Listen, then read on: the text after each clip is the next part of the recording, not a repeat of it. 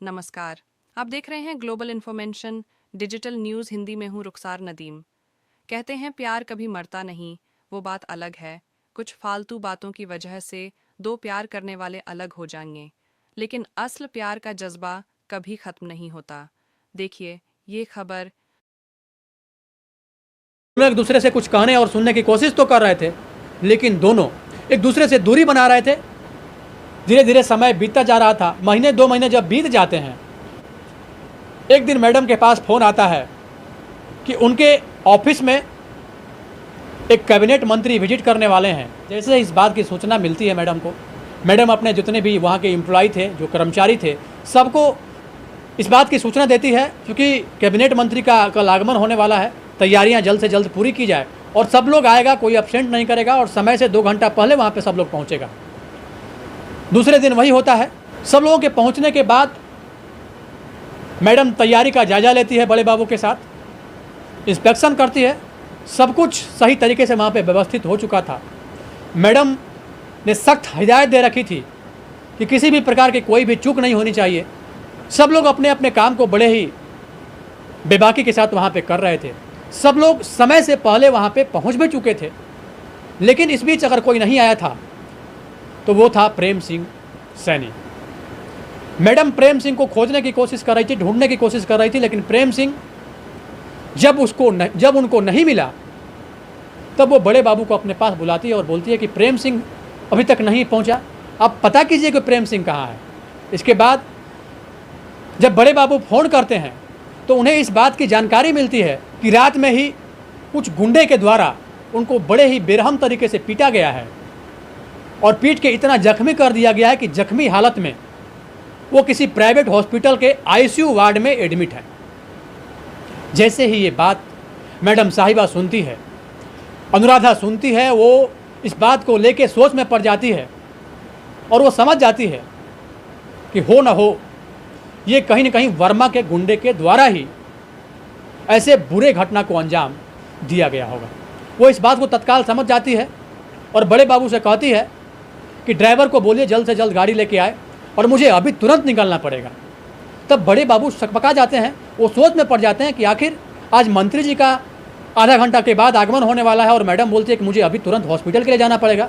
तब बड़े बाबू कहते हैं क्योंकि अगर आप मैडम अभी चली जाएंगी तो जब मंत्री जी आएंगे तो वो नाराज़ हो जाएंगे, मैं किसी अन्य एम्प्लॉय को वहाँ पे भेज देता हूँ।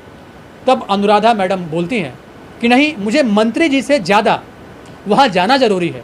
तब फिर बड़े बाबू कहते हैं कि नहीं, अगर आप उधर चले जाएंगी तो मंत्री जी नाराज़ हो जाएंगे और जब नाराज़ हो जाएंगे तो वो सबको सुनाएंगे, आपको भी भला बुरा बोलेंगे। तब मैडम बोलती है मुझे इस बात से कोई फ़र्क नहीं पड़ता, लेकिन मुझे अभी और इसी वक्त जाना है। वो अपने ड्राइवर को बुलाती है। उसका ड्राइवर जैसे ही गाड़ी लेके आता है वो झट से गाड़ी में बैठती है और उस हॉस्पिटल की ओर अपने सुरक्षा गार्ड को लेके वहाँ से निकल पड़ती है। तो हॉस्पिटल में जैसे ही मैडम साहिबा पहुँचती हैं, क्योंकि लिफ्ट अभी ऊपर गया था तो वो लिफ्ट से नहीं जाके वो सीढ़ी से ही जाने की कोशिश करने लगती है और मैडम साहिबा के साथ सुरक्षा गार्ड को जाते देख वहाँ पे जितने भी हॉस्पिटल में डॉक्टर थे, जितने भी वहाँ पे नर्स थी, जितने भी अन्य कर्मी थे, वो सब के सब सोचने लगते हैं कि आखिर क्या हो गया, क्योंकि आमतौर पे ऐसा कम देखा जाता है। तो सब लोग इस सोच में पड़ जाते हैं कि हो ना हो कुछ ना कुछ तो बड़ा हुआ है। सब लोग अलर्ट मूड में आ जाते हैं। सीढ़ियों के रास्ते मैडम जा रही थी, उसके पीछे 4-5 डॉक्टरों की टीम लग जाती है और सीधा वो आईसीयू वार्ड में पहुंचती है। और आईसीयू वार्ड में जब पहुंचती है तो वहाँ पे देखती है कि प्रेम सिंह आईसीयू वार्ड में एक बेड पे अभी भी बेहोश पड़ा हुआ था। उसके शरीर पे, पूरे शरीर पे पट्टी बंधी हुई थी, अभी भी उसको होश नहीं आ रहा था। वो गई, उसकी आंखों में प्रेम सिंह को देख के आंसू आ गया और वो अपने आंसू को छुपाने की कोशिश कर रही थी, लेकिन छुपा नहीं पा रही थी। अपने आंसू को वहाँ पे पोंछती है और उसके बाद डॉक्टरों को इस बात के लिए हिदायत देती है कि इलाज में किसी प्रकार की कमी नहीं हो, किसी प्रकार की कोई समस्या नहीं हो और पूरे अच्छे तरीके से इसका ट्रीटमेंट करना है। वो हिदायत दे के, वार्निंग दे के निराश होकर वहाँ से चली आती है। जब उस हॉस्पिटल में वो प्रेम सिंह के पास मौजूद थी, उस बीच कम से कम 100 से 150 कॉल उसके फ़ोन पे आता है। वो किसी का फ़ोन अटेंड नहीं करती है, लेकिन जब वो देख के नीचे आती है तो लास्ट कॉल जो होता है वो बड़े बाबू का कॉल होता है। बड़े बाबू का कॉल वो रिसीव करती है। तब बड़े बाबू बोलते हैं कि मैडम, कैबिनेट मंत्री तो यहाँ पे आए थे और वो नाराज़ होकर वापस चले गए। वो काफ़ी भला बुरा आपको बोल रहे थे, डिपार्टमेंट को काफ़ी खरी खोटी सुना रहे थे।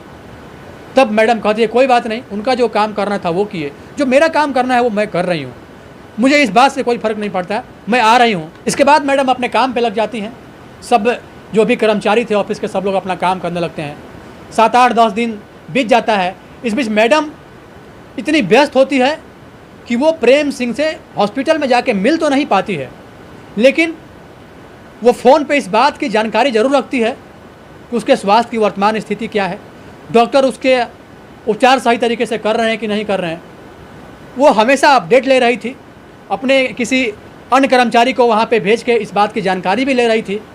10 दिन के बाद अचानक से जब छुट्टी का समय होता है, वो अपने ड्राइवर को बुलाती है और कहती है कि मुझे आज प्रेम सिंह के घर जाना है। वो अपने सुरक्षा गार्ड को बुलाती है और सुरक्षा गार्ड के बुलाने के बाद वो प्रेम सिंह के उस आवास पे पहुंच जाते हैं जहाँ पे कि प्रेम सिंह मौजूद था।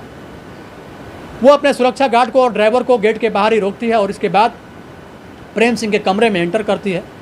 प्रेम सिंह के पूरे शरीर पे पट्टी लगा हुआ था, बगल में ही एक टेबल था, टेबल पे एक जग रखा हुआ था, गिलास रखा हुआ था, कुछ वहाँ पे दवा की बोतल रखी हुई थी।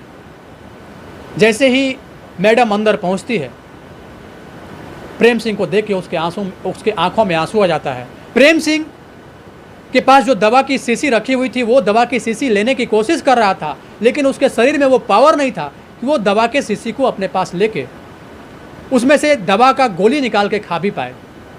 मैडम जैसे ही उसके इस हरकत को देखती है, वो तुरंत जग से गिलास में पानी ढारती है और उस शीशी से जो दवा होता है उस दवा को उसमें डाल के इसके बाद वो गिलास प्रेम सिंह की ओर बढ़ाती है। प्रेम सिंह मैडम को अपने पास देखता है, वो कहता है कि आपको यहाँ पे आने की क्या ज़रूरत थी, ऐसे ही आपके और हमारे बीच जो भी चीज़ें हो रही है इसको लेके तमाम तरह की अफवाहें ऑफिस में हो रही होंगी, हम तो ठीक ही हो रहे हैं, धीरे धीरे ठीक हो ही जाएंगे, आपके आने की ज़रूरत क्या थी। तब मैडम बोलती है आपको हमारे बीच के मैटर में पढ़ने की क्या ज़रूरत थी। जब वर्मा मुझे गाली दे रहा था, जब वर्मा मुझे बोल रहा था, मुझे अपशब्द बोल रहा था, तो फिर बीच में आपको पढ़ने की क्या ज़रूरत थी। उसका नतीजा ये हुआ कि आपके साथ ये हुआ। हमें इस बात की जानकारी भी हो गई है कि वर्मा के गुंडों के द्वारा ही ये कृत्य किया गया है। हमने तत्काल वर्मा को सस्पेंड कर दिया गया और वर्मा के खिलाफ हमने FIR भी किया है। पुलिस अपना इन्वेस्टिगेशन भी कर रही है और जल्द से जल्द जो भी लोग इसमें शामिल थे उसको पकड़ा भी जाएगा। कि आप मेरे बीच में बोले थे ना, तो मेरा भी हक बनता है ना, लेकिन तुम यहाँ पे अकेले क्यों हो, हमारे बीवी बच्चे कहाँ हैं।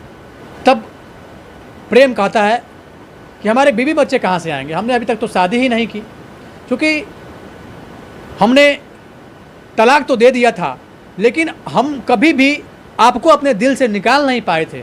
और मुझे यकीन था कि एक ना एक दिन ज़रूर आप मेरे पास आएंगे, और मुझे ये भी यकीन था कि हो ना हो मैं भी अगर कहीं जाऊंगा तो आपके ही पास जाऊंगा। इसी वजह से मैंने अभी तक शादी नहीं की। लेकिन आपने शादी क्यों नहीं किया। तब अनुराधा मैडम कहती हैं कि मैं भी ये सोच रही थी, हालांकि मेरे पापा तो कह ही रहे थे कि जल्द से जल्द शादी कर लो, घर गृहस्थी अपना बसा लो, लेकिन मुझे पता था कि मुझे आज नहीं तो कल आप ज़रूर समझोगे, और वो दिन आज आ भी गया। इस बात पे प्रेम रोने लगता है और कहता है मुझे माफ़ कर दो, मैं तुम्हें समझ नहीं पाया, काश मैं उस समय थोड़ा सा विरोध अपने माँ बाप का कर दिया होता तो आज ये दिन मुझे देखना नहीं पड़ता। तब अनुराधा कहती है कि चलो जो हुआ सो हुआ, अब आगे की लड़ाई हम लोग जीवन में एक साथ लड़ेंगे। और ऐसा कह के दोनों एक दूसरे के गले से लिपट जाते हैं। एक मार्मिक पल था, एक सुखद पल की अनुभूति दोनों एक दूसरे के गले से लिपट कर करने लगते हैं, और वहीं से उन दोनों के नए जीवन की शुरुआत हो जाती है। एक बहुत ही भावुक पल था, एक मार्मिक पल था। दोनों एक दूसरे से बातचीत करने के दौरान रो रहे थे, दोनों एक दूसरे के आंसू पोंछ रहे थे, साथ बिताए हुए कुछ अच्छे पल को याद करके थोड़ा सा खुश होने की भी कोशिश कर रहे थे।